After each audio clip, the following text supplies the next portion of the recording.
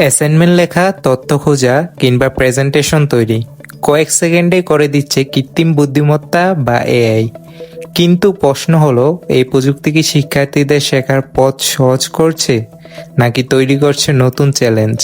বর্তমানে ChatGPT, Gemini এবং অন্যান্য এআই টুল শিক্ষার্থীদের পড়াশোনা, গবেষণা ও দক্ষতা উন্নয়নে সহায়তা করছে।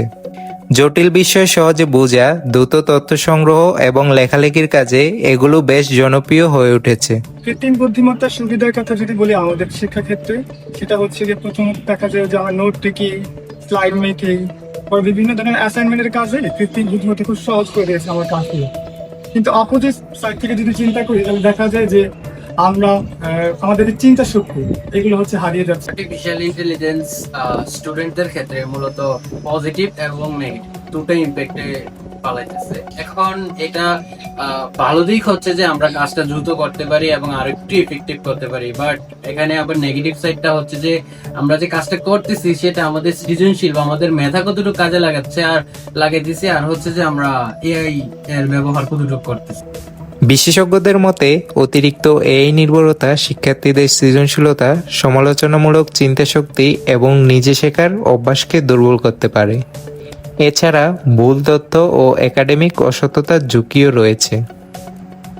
এআই আমাদের জীবনটাকে অনেক সহজ করে দিয়েছে। আমাদের পড়াশোনার বিষয় থেকে শুরু করে লেকচার নোট করা, আমাদের প্রেজেন্টেশন রেডি করা, আমাদের একটা অ্যাসিস্ট্যান্ট হিসেবে ভূমিকা রাখছে। এখন প্রবলেম হচ্ছে এআই এর উপর আমরা ডিপেন্ডেন্ট যদি বেশি হয়ে যাই, বা আমি যদি আমার সহকারীর উপর ডিপেন্ডেন্ট হয়ে যাই, এখানে একটু ভুল করার সম্ভাবনা থাকে। যেমন এআই সবসময় যে নির্ভুল তথ্য দিতে পারে তা নয়, আবার এআই অনেক সময় শুধু সামারাইজ করে। অনেক স্টুডেন্ট আছে যারা এআই এর উপর হাইলি ডিপেন্ডেন্ট।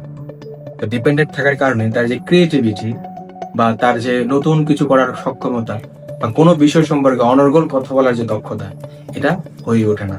এআই নিজে আশীর্বাদ বা চ্যালেঞ্জ নয়, এর প্রভাব নির্ভর করে ব্যবহারকারীর উপর। সঠিকভাবে ব্যবহার করলে এটি হতে পারে শিক্ষার্থীদের শক্তিশালী সহায়ক, আর এর অপব্যবহার হতে পারে শেখার পথে বড় বাধা।